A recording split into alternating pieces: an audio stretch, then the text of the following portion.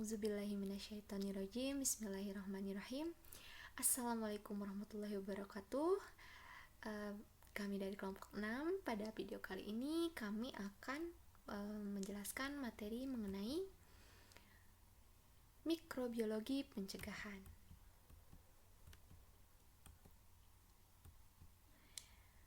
Kelompok kami beranggotakan Sifa Agustiani, Neng Yulhentian, Lingga Nurma Mukaroma, Siti Mas Masropa, Muhammad Nur Faizi, dan Kusumawati Pertiwi. Berikut pembahasan yang akan kami sampaikan pada video kali ini, yaitu yang pertama, pengantar pencegahan dan pengendalian infeksi. Yang kedua, vaksin, penjelasan mengenai vaksin. Yang ketiga, penjelasan mengenai antibiotik. Yang keempat, perbedaan vaksin dan antibiotik. Yang kelima, contoh vaksin bakteri. Dan yang keenam adalah jurnal penelitian mikrobiologi pencegahan. Langsung saja ke bahasan yang pertama mengenai pengantar. Nah, studi kesehatan masyarakat dapat didefinisikan sebagai pencegahan penyakit, memperpanjang hidup dan meningkatkan kesehatan kesehatan. Penyakit dapat menular seperti yang disebabkan oleh bakteri dan virus, atau penyakit tidak menular seperti dengan jenis kanker tertentu, efek penyalahgunaan obat, stres, bahan kimia, dan lain-lain. Epidemiologi adalah bagian dari ilmu kesehatan masyarakat yang mempelajari faktor-faktor yang terlibat dalam penyakit dan pengendalian penyakit tersebut. Spesialis di bidang ini dikenal sebagai ahli epidemiologi. Lalu selanjutnya, pencegahan dan pengendalian berkaitan dengan pencegahan penyebaran mikroorganisme dan infeksi yang dapat ditimbulkannya, karena itu merupakan cabang epidemiologi, baik dalam penyelidikan ilmiah maupun dalam aplikasi praktisnya. Nah, strategi pengendalian dapat dibedakan dengan yang digunakan untuk mengendalikan infeksi ketika telah terjadi, dengan contoh yang khas adalah penggunaan obat anti-infeksi seperti antibiotik dan mencegah penularan ke orang lain dengan mengisolasi pasien yang terinfeksi. Lalu contoh tipikal tindakan pencegahan yang digunakan seperti pemakaian alat perlindungan diri atau APD seperti sarung tangan dan masker, kebersihan tangan, dan praktik penyuntikan atau pencegahan dengan cara menyuntikkan cairan ke aliran darah seperti penggunaan vaksin dan antibodi. Lalu selanjutnya, langsung saja ke pembahasan mengenai vaksin. Vaksin adalah produk biologi yang berisi antigen berupa mikroorganisme atau bagiannya atau zat yang dihasilkan yang telah diolah sedemikian rupa sehingga aman, yang apabila diberikan kepada seseorang akan menimbulkan kekebalan spesifik secara aktif terhadap penyakit tertentu. Vaksin bukanlah obat. Vaksin mendorong pembentukan kekebalan spesifik tubuh agar terhindar dari tertular ataupun kemungkinan sakit berat. Vaksinasi bertujuan untuk memberikan kekebalan spesifik terhadap suatu penyakit tertentu sehingga apabila suatu saat terpapar dengan penyakit tersebut maka tidak akan sakit atau hanya mengalami sakit ringan. Tentu apabila seseorang tidak mendapatkan vaksinasi maka ia tidak akan memiliki kekebalan spesifik terhadap penyakit yang dapat dicegah dengan pemberian vaksinasi tersebut. Lalu selanjutnya pembahasan mengenai antibiotik. Nah, jadi antibiotik ini adalah segolongan molekul baik alami maupun sintetik yang mempunyai efek menekan atau menghentikan suatu proses biokimia pada organisme, khususnya dalam proses infeksi oleh bakteri. Nah, antibiotik akan diberikan oleh dokter jika dokter mencurigai adanya infeksi bakteri yang tidak dapat disembuhkan tanpa pemberian antibiotik, infeksi yang dapat menginfeksi orang lain, infeksi yang dapat sembuh dengan lebih cepat jika diberikan antibiotik yang tepat, dan infeksi yang dapat menyebabkan komplikasi. Selanjutnya, perbedaan mengenai vaksin dan antibiotik. Nah, jadi perbedaannya adalah vaksin ini adalah suatu toksin yang digunakan untuk agar sel antibodi tubuh dapat mempersiapkan diri untuk menanggulangi jika suatu saat ada bakteri atau virus yang sama yang kemungkinan menyerang tubuh dengan tujuan agar kekebalan tubuh meningkat. Sedangkan antibodi adalah obat yang digunakan untuk menanggulangi atau membunuh mikroorganisme yang menyebabkan penyakit, atau antibiotik yang digunakan untuk menghambat pertumbuhan mikroorganisme mikroorganisme tersebut. Vaksin digunakan untuk melawan organisme-organisme mikro, sedangkan antibiotik cenderung digunakan untuk melawan bakteri. Nah, selanjutnya adalah vaksin bakteri. Contoh dari vaksin bakteri ya. Nah, vaksin bakteri melindungi terhadap strain yang rentan dan resisten karena penyebaran klon dari galur resisten. Pendekatan vaksin yang menargetkan satu atau lebih antigen yang diekspresikan oleh klon tersebut mungkin merupakan pendekatan yang valid untuk memerangi resistensi, tetapi terhambat oleh promiskuitas genetik dan resistensi yang dengan mudah ditransfer ke garis keturunan klon baru yang sukses. Saat ini terutama dua vaksin termasuk patogen bakteri target yang juga menimbulkan masalah resistensi antibiotik, yaitu Haemophilus influenzae dan Streptococcus pneumonia atau pneumococcus. Lalu selanjutnya, cara pencegahan penyakit Haemophilus influenzae yaitu dengan vaksin tipe HIB. Diperkenalkan pada awal 1990-an dan paling berhasil dalam mengurangi infeksi berat seperti epiglottitis dan meningitis yang disebabkan oleh bakteri ini. Lalu selanjutnya, cara pencegahan penyakit Streptococcus pneumonia atau pneumococcus dengan vaksin konjugasi pneumococcus atau PCV. PCV ini diperkenalkan di Amerika Serikat pada tahun 2000-an dan sejak itu telah diperkenalkan dalam program vaksinasi anak nasional di banyak negara di seluruh dunia. Pertama, Sevenfolent atau PCV7 ini digunakan. Vaksin ini ditukar dengan PCV10 atau PCV13 mulai tahun 2010. Selanjutnya adalah kajian jurnal mengenai vaksin dan resistensi antimikroba yang berjudul Impact of Vaccines on Antimicrobial Resistance yang ditulis oleh Philip Bucha dan kawan-kawannya.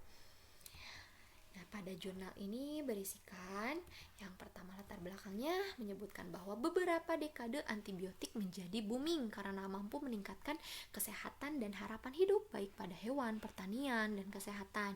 Diperkirakan 80% menggunakan antibiotik hewan, ternak, pertanian, dan manusia. Namun seiring perkembangan antibiotik, bakteri juga akan menjadi bermutasi dan mengembangkan mekanisme resistensi terhadap antibiotik atau dikenal dengan istilah AMR dan mengurangi efektivitas antibiotik. Nah, vaksin memiliki kemajuan teknologi di banyak bidang dengan jalur pengembangan yang menjanjikan yang mungkin menawarkan opsi yang lebih baik terhadap penyakit. Hasil prediksi dari penggunaan vaksin adalah bahwa vaksin biasanya membatasi kemampuan patogen untuk membangun pijakan di inang dengan memberikan kekebalan sebelum infeksi patogen. Vaksin memiliki dampak yang signifikan pada mikrobioma. Vaksin juga biasanya menginduksi respon imun terhadap beberapa target, serta sebagian besar vaksin terus memberikan perlindungan setelah penggunaan jangka panjang dengan mencegah infeksi bakteri terjadi atau menyebar dalam populasi. Dengan demikian, secara tidak langsung mengurangi resiko berkembangnya AMR. Lalu selanjutnya macam-macam vaksin. Yang pertama tadi sudah disebutkan vaksin PCV7 dan vaksin HIB. Nah, vaksin PCV7 ini di beberapa negara diperkenalkan dengan vaksin PCV7 yang dimana PCV7 merupakan vaksin konjugasi pneumococcus yang mampu mengurangi IPD atau sekelompok penyakit yang disebabkan oleh bakteri Streptococcus pneumoniae yang tidak rentan terhadap penisilin. Di Amerika Serikat dilakukan terhadap anak-anak di bawah umur 5 tahun. Terjadi peningkatan sebesar 64%. Selanjutnya vaksin HIB. Vaksin HIB yaitu vaksin yang mencegah bakteri Haemophilus influenzae tipe B yang menyebabkan penyakit pada masa kanak-kanak, contohnya pneumonia meningitis bakteri dan septicemia. Vaksinasi HIB ini berpengaruh setelah beberapa negara seperti di Amerika Serikat dan di Kanada menggunakannya secara rutin pada masa kanak-kanak. Seperti di Kanada, 99% menurunkan penyakit invasif pada anak-anak di bawah umur 5 tahun. Selanjutnya masih macam-macam vaksin, yaitu pada penyakit tifus menggunakan vaksin tifoid, dan infeksi influenza dengan vaksin influenza dan antibiotik. Nah, demam tifoid disebabkan oleh bakteri Salmonella typhi. Untuk mencegah penyakit tersebut biasanya dilakukan pemberian antibiotik untuk dugaan demam tifoid. Akan tetapi, pemberian antibiotik ini dianggap kurang tepat. Maka dari itu muncul vaksin tifoid konjugat. WHO merekomendasikan untuk memprioritaskan vaksinasi di negara-negara dengan beban tinggi serta negara-negara dengan AMR tinggi, dan kemungkinan penyakit demam seperti tifoid tidak lagi dapat diobati secara empiris dengan antibiotik. Makanya digunakan vaksin konjugat. Selanjutnya mengenai infeksi influenza. Nah, infeksi influenza ini dengan menggunakan antibiotik kurang tepat. Maka dari itu, pencegahan infeksi influenza ini juga dilakukan dengan vaksinasi influenza universal untuk segala usia, dan hanya dilakukan jika beresiko tinggi. Setelah pelaksanaan vaksinasi influenza universal ternyata berpengaruh untuk mencegah penyakit virus yang rentan terhadap koinfeksi bakteri atau superinfeksi yang membutuhkan antibiotik. Lalu selanjutnya adalah beberapa keterbatasan peran vaksin dalam pencegahan krisis AMR.